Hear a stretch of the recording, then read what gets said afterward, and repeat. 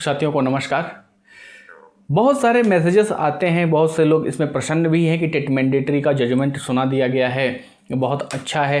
तो मैं ईमानदारी से आप सभी को बताना चाहूँगा कि ये क्वालिटी एजुकेशन का इससे कोई लेना देना नहीं है। मैं इसको आपको समझाने की भी कोशिश करूँगा, जो सभी टीचर्स हैं और जो वो लोग जो मैसेज कर रहे हैं कि इससे बच्चे हैं उनका सर्वांगीण विकास होगा और बच्चों को बहुत क्वालिटी एजुकेशन मिलेगी, सुप्रीम कोर्ट ने बहुत अच्छा जजमेंट दिया है। तो मैं उन लोगों को स्पष्ट तरीके से समझाना चाहूँगा। पूरी बात सुन लेना, फिर कमेंट करना मुझे। अगर सुप्रीम कोर्ट चाहती है और अपनी पावर यूज भी कर रही है तो टेट मैंडेटरी सभी में क्यों नहीं कर देती है। 1 से लेकर के 12th तक जो भी स्कूल हैं सब में टेट मैंडेटरी कर दे। 8वीं का हो, 9वीं का हो, 10वीं का हो, 12वीं क्लास हो, प्राइवेट स्कूल हो, जितने भी संस्थाएं हैं जहां एक भी बच्चा पढ़ रहा है वहां टीचर सिर्फ वही पढ़ाएगा जो टेट क्वालिफाई होगा। सुप्रीम कोर्ट ऐसा कर पाएगा या कर सकता है? तो सुप्रीम कोर्ट का क्वालिटी एजुकेशन से कोई लेना देना नहीं है। ये सिर्फ और सिर्फ बैकग्राउंड मैं पहले भी बता चुका हूँ, तो सिर्फ और सिर्फ उसी वजह से हो रहा है। ये क्वालिटी एजुकेशन से लेना देना नहीं है। जब सुप्रीम कोर्ट को पता है कि गवर्नमेंट में स्कूलों में बच्चे कम होते जा रहे हैं, सभी को पता है, बहुत अच्छी तरीके से पता है, और प्राइवेट स्कूलों में बच्चे बढ़ते जा रहे हैं, तो सबसे पहले क्यों नहीं करते कि प्राइवेट स्कूलों में भी टेट मैंडेटरी लागू कर दिया जाए। वहाँ तो BEd BTC वाले भी टीचर नहीं हैं, 12th पास, ग्रेजुएशन, यही सब कर रहे हैं काम। फिर क्वालिटी एजुकेशन की बात सुप्रीम कोर्ट क्यों कर रहा है? क्या विरोधाभास आपको नज़र नहीं आ रहा? आप लोग जो खुश हो रहे हो कि सुप्रीम कोर्ट क्वालिटी एजुकेशन की बात कर रहा है, सुप्रीम कोर्ट ने बहुत अच्छा मुद्दा उठाया है, तो आप हकीकत में तो सोच करके देखिए।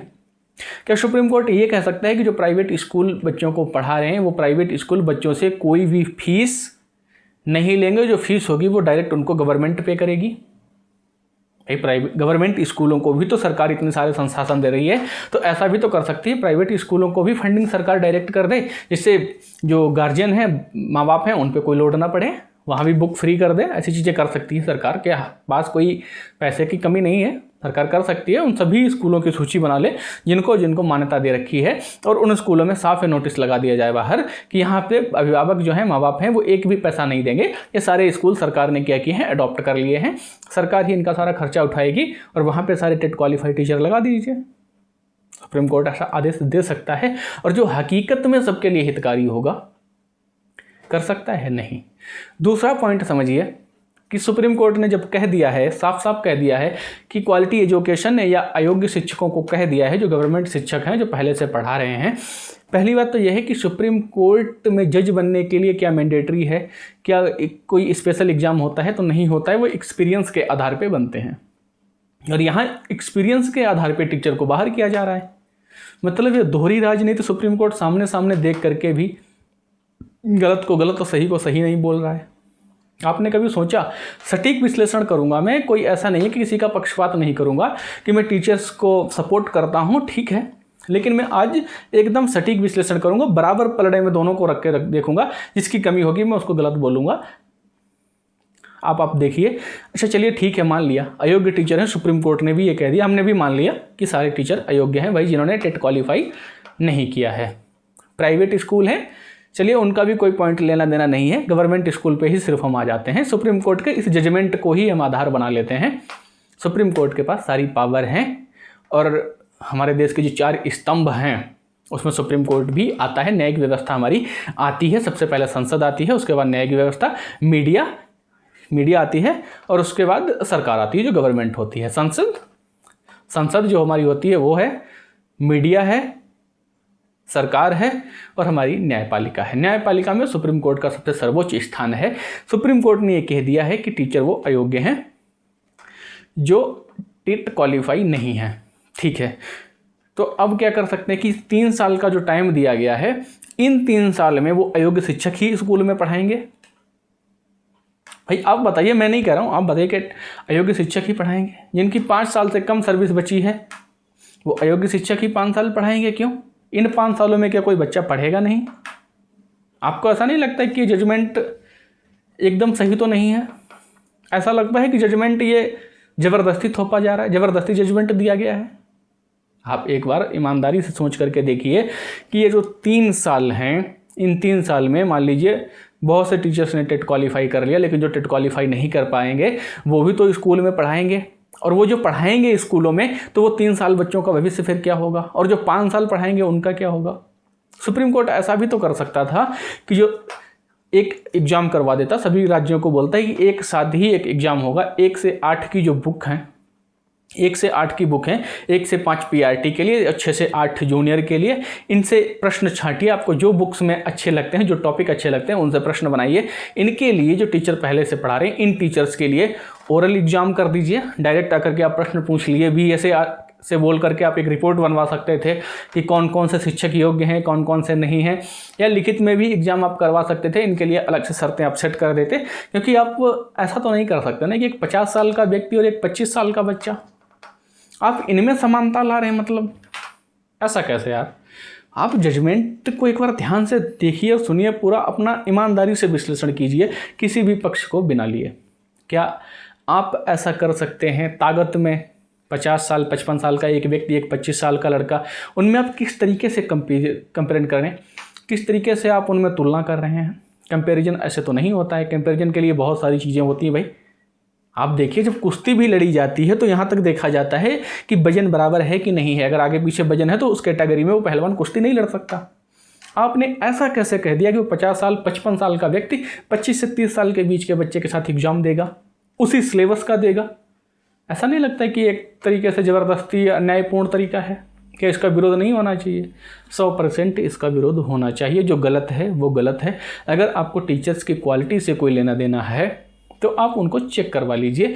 आप बीएसए को या एक टीम बोलिए राज्यों से, वो गठित करेंगी, हर स्कूल में जाएंगी, 1 से 5 की बुक से टीचर्स से प्रश्न पूछेंगी और उस आधार पे उनकी लिस्ट बना लेंगे कि हाँ ये टीचरों ने जवाब दिए, इतने गलत किए, उसकी आप लाइव रिकॉर्डिंग करवाइए और हर जगह उसको आप सेट कर लीजिए।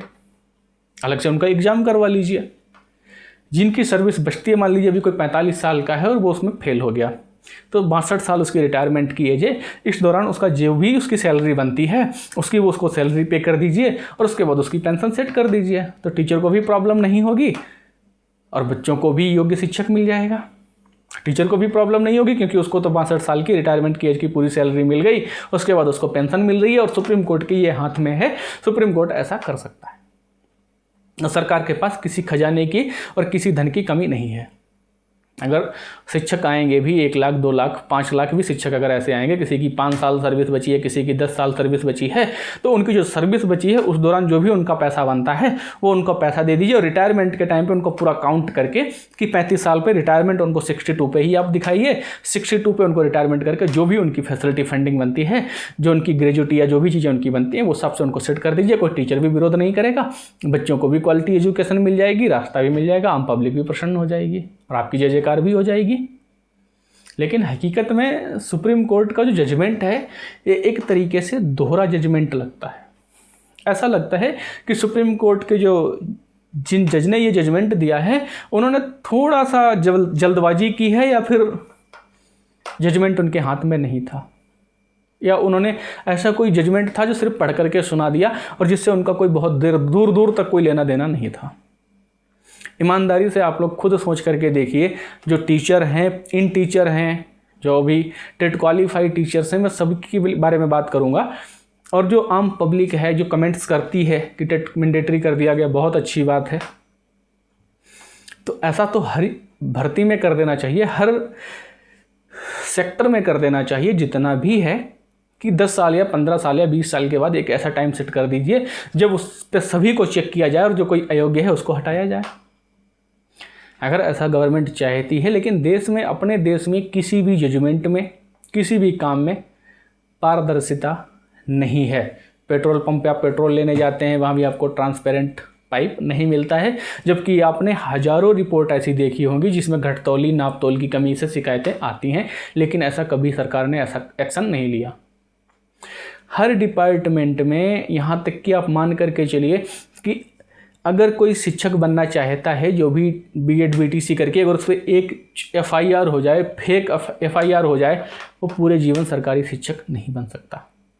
लेकिन अगर उसने मर्डर कर दिया है वो देश का शिक्षा मंत्री बन सकता है। अगर किसी ने किसी कारणवश भी कोई ऐसा काम कर दिया है, वो अपना कुछ नहीं कर सकता, लेकिन देश का गृह मंत्री, प्रधानमंत्री, सरकार में सभी पदों पर वो जा सकता है, लेकिन गवर्नमेंट जॉब में नहीं जा सकता है अगर किसी ने कोई छोटा सा भी अपराध कर दिया है।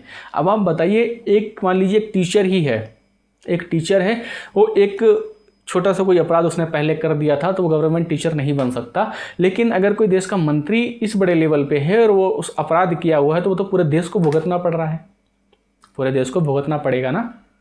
तो ऐसे इसमें भी जो हमारे MP, MLA, सांसद, इनके लिए भी एक नियम ऐसा क्यों नहीं लाते हैं कि अगर इनमें से कोई अपराधी है तो वो आजीवन चुनाव नहीं लड़ सकता है, या इसने जो चुनाव लड़े थे और उनके जो उसके फ़ायदे हैं वो सब उसके जीरो कर दिए जाए, उसकी पेंशन हटा दी जाए। ऐसा क्यों नहीं कानून आता है? सुप्रीम कोर्ट ऐसे कानूनों की बात क्यों नहीं करता है जिससे देश में समानता भी आएगी, देश में तरक्की भी आएगी? लेकिन सुप्रीम कोर्ट ऐसे जजमेंट नहीं देता है, जबकि सुप्रीम कोर्ट को ये पता है कि लगभग सभी ऐसे आरोपी हैं जो विधायक, मंत्री, सांसद बने बैठे हैं, लगभग उन पर सब पे केसेस चल ही रहे हैं, 10 से 15, 2-4-6 केस सब पे चल रहे हैं, लेकिन उसके बाद भी वो सब देश चला रहे हैं, राज्य चला रहे हैं, जिले चला रहे हैं। और जबकि अगर एक भी कोई छोटा सा भी केस, फेक FIR भी हो जाए तो वो सरकारी नौकरी में नहीं बैठ सकता। तो क्या ऐसा नहीं लगता कि देश में 2 तरीके के कानून चल रहे हैं? आम पब्लिक पे तो कुछ भी कानून थोप दिया जाए, लेकिन जो सरकार में एक बार पहुंच गया उसके लिए कोई ऐसा कानून मायने ही नहीं रखता। जैसे आप देखेंगे राज्यपाल पे जब तक वो अपने पद पे है, अगर कोई अपराध भी होता है तो उस दौरान उसकी गिरफ्तारी नहीं हो सकती है। तो ऐसा नहीं लगता है कि आम पब्लिक पे ही सिर्फ कानून नियम थोपे जाते हैं? नेताओं के लिए, राजनेताओं के लिए, जजों के लिए, इनके लिए कोई नियम नहीं है। जब भी मैंने पुराने वीडियो में भी बताया था, जज के घर पे नोटों की जली हुई गड्डियाँ मिली थी, होली पे जब आग लगी थी, फायर ब्रिगेड बुझाने गई थी, मैं नाम नहीं लूँगा, आप सभी लोगों को पता है, और उसके बाद भी उन पर कोई केस फाइल नहीं हुआ, उनको कोई सज़ा नहीं हुई, और आराम से किया हुआ। जब बहुत अधिक प्रेशर बना तो उन्होंने क्या किया, इस्तीफ़ा दे दिया और उनको रिटायरमेंट के सारे फ़ायदे मिल रहे हैं।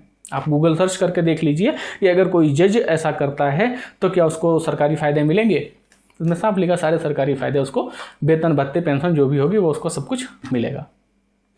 तो आम पब्लिक को हमेशा से ही टारगेट किया जा रहा है, और इस बार टारगेट पे चढ़ा हुआ है टीचर।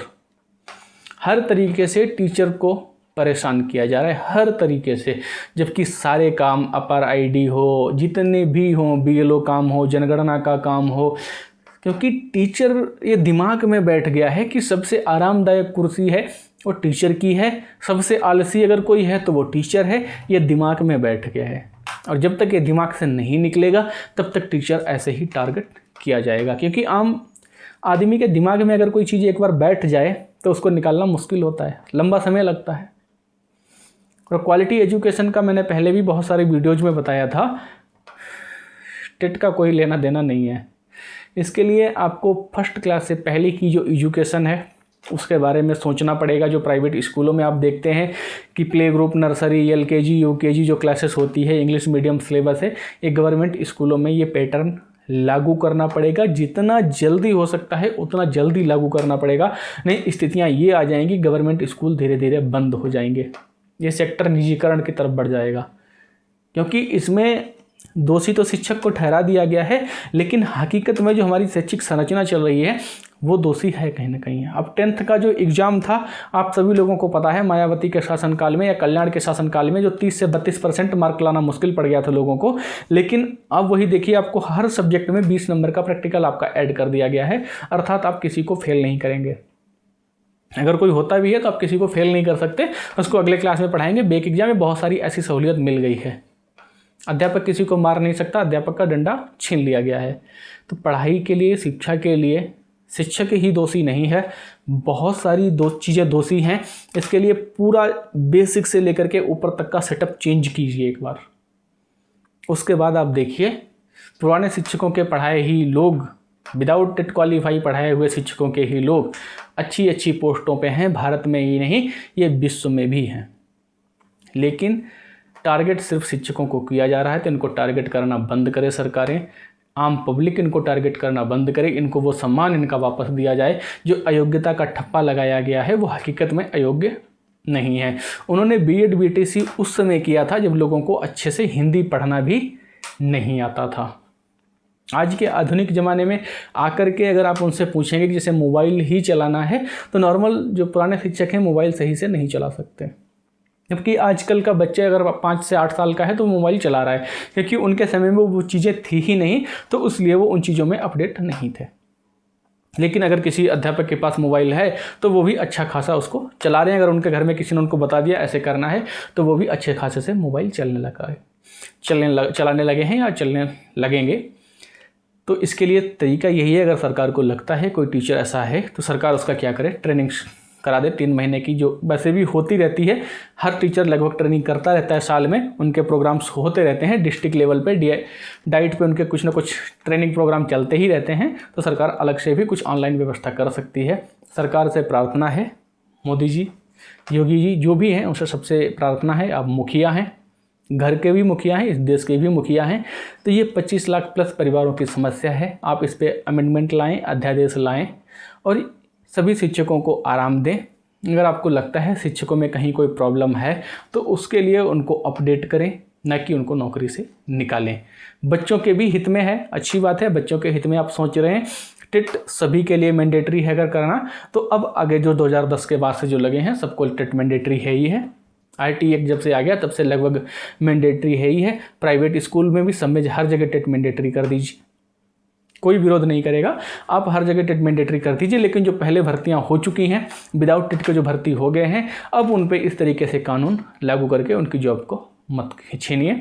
ऐसी रिक्वेस्ट है। सुप्रीम कोर्ट का जजमेंट आ सकता है, आप उसको बदल सकते हैं, ये पावर है आपके पास। और सभी शिक्षक साथी आपकी तरफ एक उम्मीद भरी नज़र से देख रहे हैं, तो आप उस पर उनकी उम्मीद पर खरे उतरें। हम सब आपके आभारी रहेंगे और आपको हमेशा ही सपोर्ट करते थे, पहले भी आपको सपोर्ट किया है, आगे भी आपको सपोर्ट करते रहेंगे। उम्मीद है आप ध्यान देंगे। चलिए मिलते हैं, तब तक के लिए जय हिंद, जय।